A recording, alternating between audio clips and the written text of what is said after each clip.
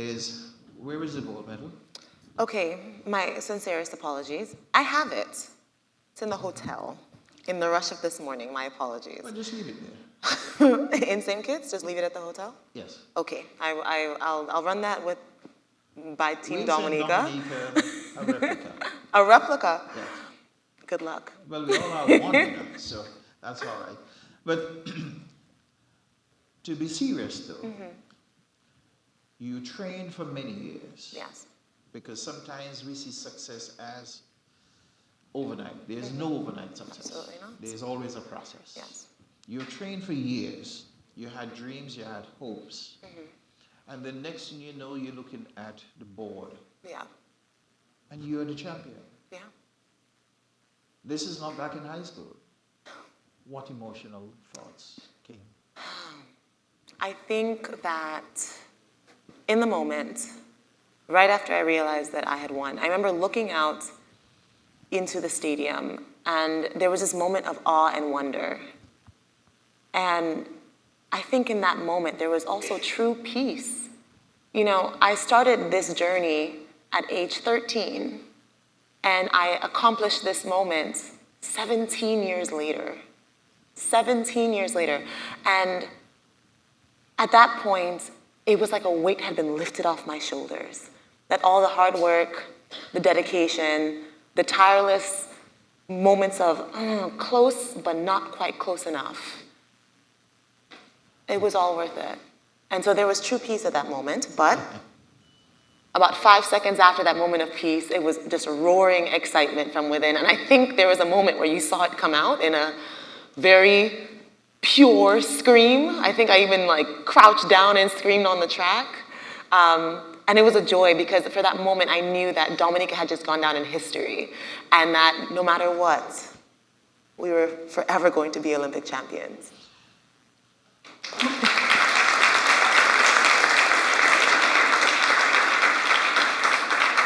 Now, I know you were flooded with calls, but who was the first person you called when you got the opportunity? The first person I called. That you would like to share with us? I think there was I'm trying to think of when I got my phone back. I think my first call was actually to Prime Minister Skerrit after when I got my phone back, and it was him congratulating me. The Prime Minister? Yes, the Prime Minister was one of the first people that was able to get in contact with me on the phone.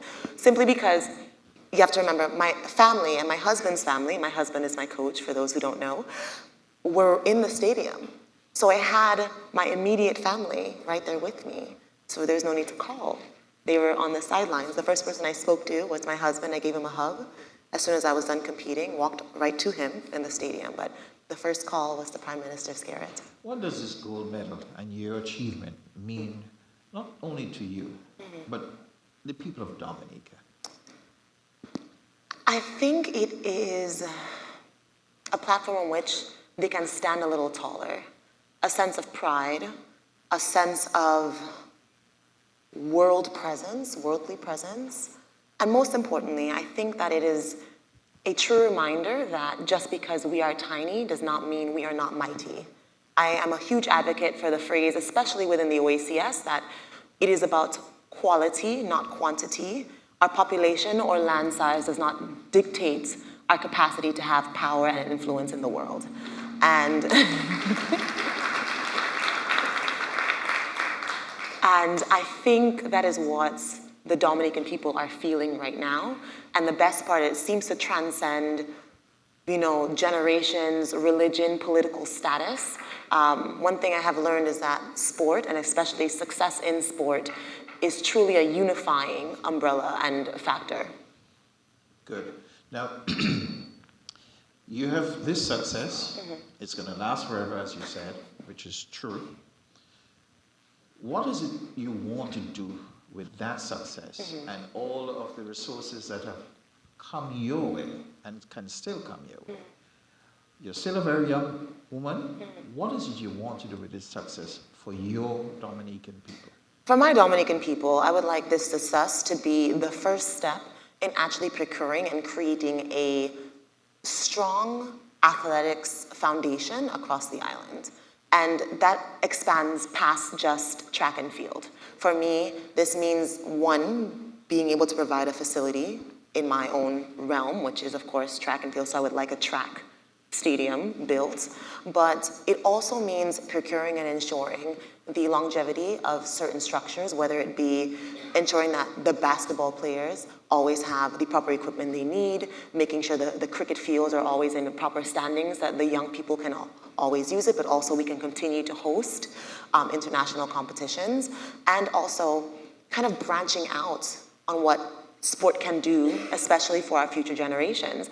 It's not just about hosting competitions or creating our next Olympic medalist. It's about having our next generation realize that there are so many opportunities that occur within the field of athletics. Maybe you're into sports management. Maybe you're into media videography. Maybe you're into meet management or marketing. It's more than just creating a sportsman or sportswoman. It's about creating a career path that is available within the sport. Everyone knows Dominica is an agile. The greenery, the fruits, the vegetables, the fertile soil, almost like Dominica, St. Kitts. I did say almost. Almost, okay. I You're heard an it. ambassador. I Please am. challenge me on that. Close. But seriously, how can Dominica use the achievement of Thea LaFond to help its marketing as a tourism destination? It's a great question, and I think they've already taken the first few steps to do so. I think the first thing that they did was launch me as an ambassador in multiple assets. The first is I am now a destination ambassador for Dominica, but I'm also an international sports ambassador. So one, I get to be kind of the face of come visit Dominica, look at our people, look at our land, eat our food, chase our waterfalls. But on the flip side of it, I'm also able to be in the foreground for just speaking about sports in general. And what I really am trying to do, and all that I've tried to do within my career, is ensure that Dominica is placed in the best light possible, and to ensure that you know our name. So much of it is just getting the notability, because we are not Dominican Republic, right? And ensuring that we are occupying those spaces is very important to me. So I think that they're starting very well with the ambassadorship and putting me kind of in front of the TVs, on the radios, and still to this day, I'm still competing. So every time we step out there, I'm using the opportunity to speak about us. You know, if I could always have a flag waving behind me, I would. But that's where we are right now. And I also have openly stated that I'm very eager to partner with anything, whether it be on the government, environmental side, whether it is the sports political side, anything that I can help with to help promote, I am available. Now, I don't have all the questions, so I want to give you the opportunity to ask one or two questions. Now, I'm not going to be very liberal in time, so if you need it, grab it. Who wants to be the first?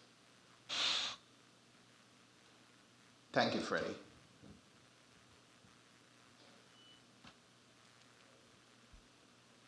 Thank you and good morning, everyone.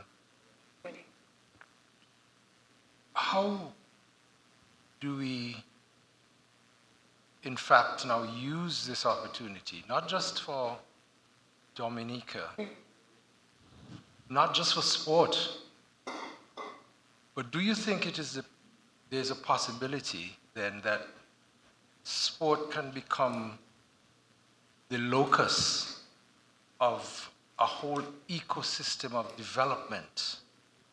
We sport in the middle, and economic development, health, education, tourism, et cetera, et cetera. Do you think that is the sort of way that we ought to go? I think it is worth the investment, yes. The way I look at it is that when you invest, especially in the elite level of sport, you end up having to help support the multiple factors that come with it. One of them being, like you said, wellness. You know, I can start with myself as an example, because no man or woman is an island, and I have a full team behind me. Yes, I do an individual sport, but I have a sports psychologist. You can branch it into wellness there. I have a physical therapist that takes care of my body. That's also wellness. I have a very strong social media presence, which does wonders for development, tourism, drawing people in. I think that sports can be a major focus. We've seen it before, whether it be golf tournaments to have people come in from all around the world and play. We can host, but we can also develop. And I think that not investing in sports is a major opportunity that is falling through our hands. And so the answer to your question is yes. I definitely think it is worth it. Thank you. And those of us on YouTube and Facebook, you have an opportunity too. I'm standing by just in case anything comes through. But we'll take another question from the floor, from the audience in person. Yes?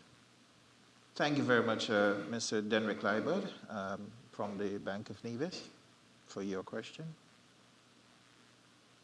Denrick? Oh, I thought I saw your hand was going up. Go ahead.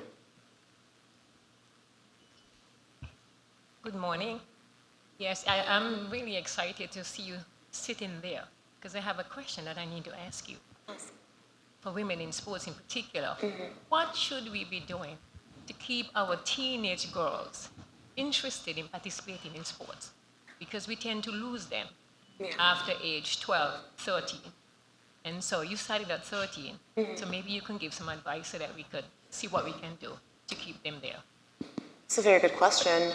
I believe we underestimate the power of our words, especially to our young women. Very often, we are fed the narrative that we can't do it all, or that if we go down the avenue of athletics or sports, that it's almost too masculine of a path. And I always tell, especially my young women, that if there is ever someone, especially a male counterpart, telling you that you are getting too masculine, it often means that they don't feel masculine when they stand next to you, and that is their problem, not yours. But there really is truth. I truly implore you to speak life and motivate our young women, especially our young sportswomen, because like you said, after the age of 12, around the world, the interest in athletics or sports for women, young girls, decreases drastically. And it is really because so much of it is our society telling them that they should not be doing that. And I think that a major part of it is to change that narrative within our societies. And it starts in the very intimate moments of our home, you know, around your aunts, your uncles, your mom, and your dad. Be careful what you say. Those little comments about their bodies or you getting too hard or all this stuff, they become drops in a bucket. And after a while, the bucket becomes heavy. So I think we have to be careful how we speak to our young women. And instead of criticizing, we encourage. So please do so.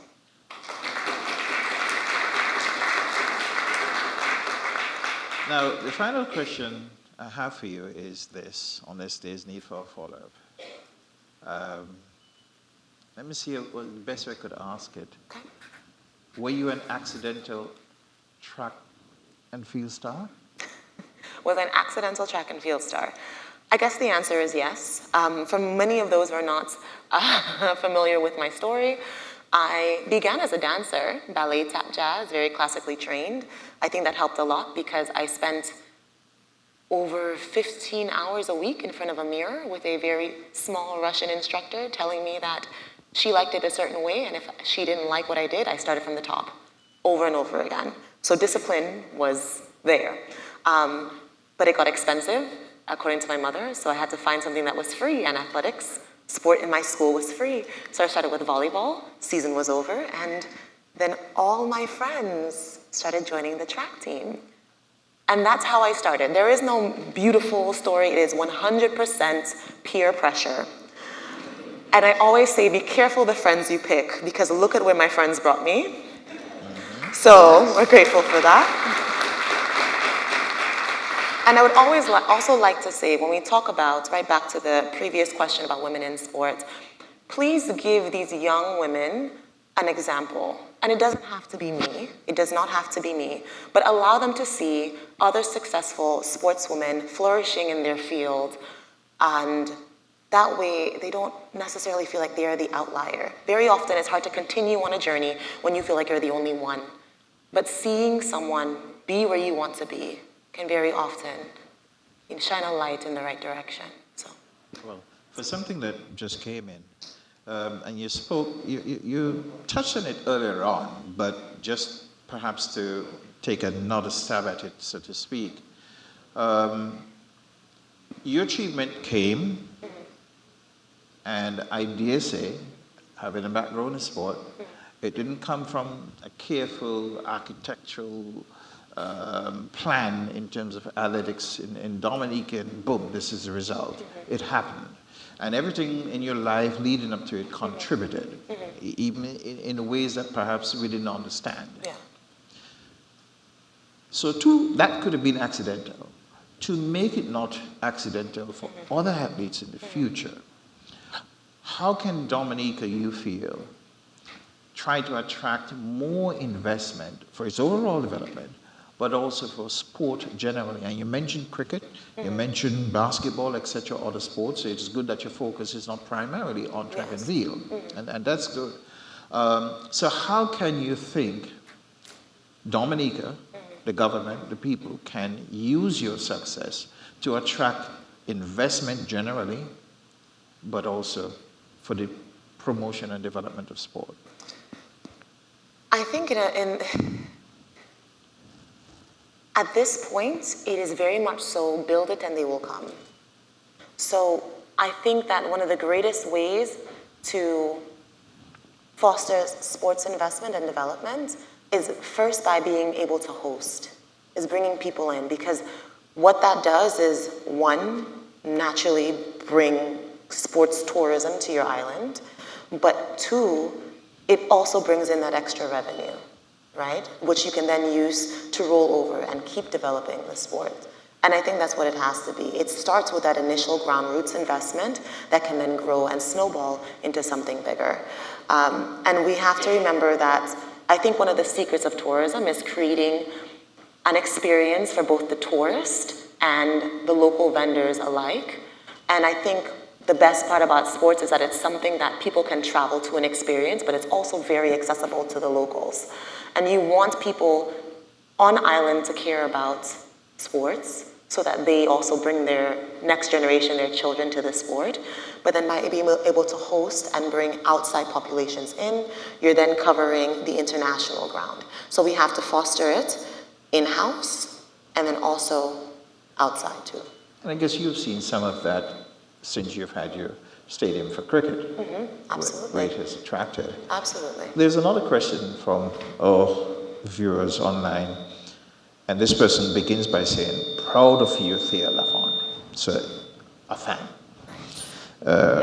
As someone who inspires a nation, how do you envision your role in shaping the next generation of Caribbean excellence, both on and off the field? And there's a second part. And what can institutions like the ECCB or governments do to support that vision? Beautiful question.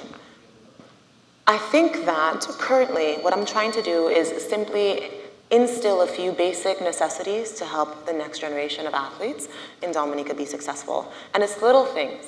You know, I went to one of the events and saw so many of the children barefoot. I'm like, I can fix that. Provide them with some shoes. I'm currently working on building a field facility while we wait for our track, so a place where the throws and jumps can actually compete, and we're working to make it International World Athletics certified, which means that if they compete on it, they can qualify for other international competitions right there in Dominica. So we no longer have to leave to compete to get a qualification for world championships, maybe a Carifta, or even the Olympics. If you jump it there and the wind is legal, you're good. That's amazing. And for the others, I would say to please, please, please start instilling a program that allows them to connect with the already established sports people in your country. I think there's a gap between the amateur level and the professional level, and it seems almost like a distant dream, when in truth, it really is a tangible reality, as long as you kind of allow a space for that mentorship. It's been a privilege of mine to be able to actually talk to and mentor some of our young sports people, and I think that for them, being able to even say hold a gold medal makes it a little bit more realistic and very less super aspirational gold up on a shelf that I will never achieve. It's no longer something they can just only see on TV and on their phones. It's right there in front of them in their lap. And I think creating opportunities where our young people can see that, whether it's Kim Collins, whether it's Shelly Ann, whether it's Julie and Alfred, for them to be able to partake in that, for them to be able to meet their heroes is very important to motivating and continuing their path. I agree with you because it is, 22 years now since Kim Collins won that World Championship, and people still talk Absolutely. about him, including athletes. I grew up hearing about it. You know, these are legends in the Caribbean, but I think they need to be more accessible to the next generation of athletes. I don't want to be just a story, I want to be a presence. And that's what I think we need to focus on. Hi, Kim, I did promise you I'll get you that one. I'm just kidding. There's another interesting question that has come from online. How do we overcome the notion that is rife in the Caribbean, that sports is not a real job, not a real career, despite all the success we are seeing among Caribbean athletes? Now, if people are still thinking that way, it's unfortunate. And there are good reasons I say that. Yeah. How do you respond to people who think, a child going to the parents and saying, I want a career in sport? Many parents will say, you better go look a real job. How do you respond to that? I say that you nurture it without killing it. Please do not shut this child's ambition or dreams down. If you do not know how to go, and a lot of our parents, you know, including my own, when I started doing well in the sport, my parents didn't know what to do. My parents are very much so intellectuals, Dr. and Dr. LaFond, agricultural, educational, and then here I am, a sportswoman. They had background in sports, but they did it as a youth. And I would say, especially if you're on island, talk to those in your athletic associations, your Olympic committees. Talk to them about how you can integrate sports into your child's life, even at a tender age. And I would like to push that. I believe in intersectionality and a well-rounded young person, meaning that just because you are pushing sports does not mean you should be faltering on education. I grew up in a household where I had to have a very good GPA, and I was also asked, okay, well, you finished third, how do we make you first? You know? Same energy in both fields. And I want to encourage you to do the same for your young people. Do not shut them down. Do not kill the dream. Instead, foster the interest. Because not every child is going to end up being a professional athlete. Not every child is going to end up being an Olympian. And I think only 0.01% even walk away with a medal. But by encouraging the interest in sport, like I said, you might lead to a career path that the child didn't even know was an option. Maybe they might not go pro, but maybe they become very good videographers. Maybe they become very good at sports marketing. Maybe they become the people that end up being in the forefront of sports tourism for our country. So I say, instead of thinking of it as an all or nothing mentality, think of it as just a piece, a ladder, a stepping stone in your child's story. So it is worth the investment, the same way education is too. And it's great for their health. Let them run, they'll sleep better at night. Sure. As we wrap up, there are some athletes from St. Kitts and Nevis here. And as you know, they're preparing for next week's Caribbean Games in Trinidad and Tobago. Good luck. And there are others who would be viewing. What inspirational message can you send to our athletes that could inspire them, encourage them? And I have a little bias here because my president for the SKN Athletics is here, and I'm a former president of SKN Athletics. Nice. So I have a little bias, so let me disclose that. So They'll be competing against Dominican athletes, but inspire my athletes. Okay, Tell me how they could win. how they could win. Speak to them. How they win. I always say that practice makes permanent, it does not make perfect. And I think the secret behind it is your intention. If you're going out every day and you're just showing up at practice, congratulations, you're doing the bare minimum. When you go out there, whether it's to compete or practice, my request for you is to do your best. Whether you are tired, whether you are happy, whether you are sad, your job as young people, especially young people in the sport, is to give your all. If you're going out there and you're joking around and not taking it seriously, all you're doing is just building a bad habit. And a bad habit becomes who you are. So please remember, practice makes permanent, not perfect. Practice what you want to see. And if you ever have any questions, concerns, you want to do more, reach out. So many of our young people don't take advantage of the resources accessible to them, and I encourage you to do so. But other than that, best of luck. I'll be cheering on Team Dominica, but now I'll be cheering on, hey, easy, easy, easy, let me finish. Jesus, tough crowd, wow. But I will also be cheering on Team St. Kitts and Nevis, okay? Yeah.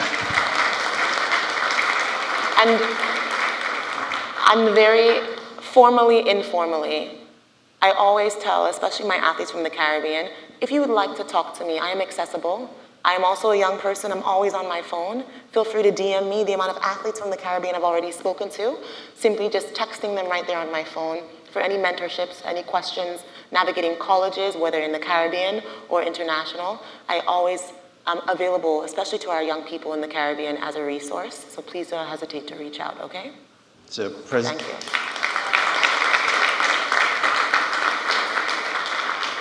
So President Delwayne, make sure you bring back goals. All right. Well, I want to thank you very much, our esteemed gold medalist, Paris, Thank you. just the other day. Just the other day. Still fresh.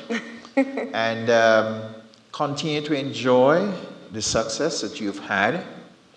And you're correct. It's going to last forever. We still talk about all of those, Hazel Crawford and all of those great athletes from the Caribbean from many years and decades ago. And it's going to be one of those marks on the successes of Caribbean life and achievements. So please, let's give some warmth to Thea. Thank you, thank you, thank you. Okay. Make her feel good. Thank you. Sorry. Make her feel good.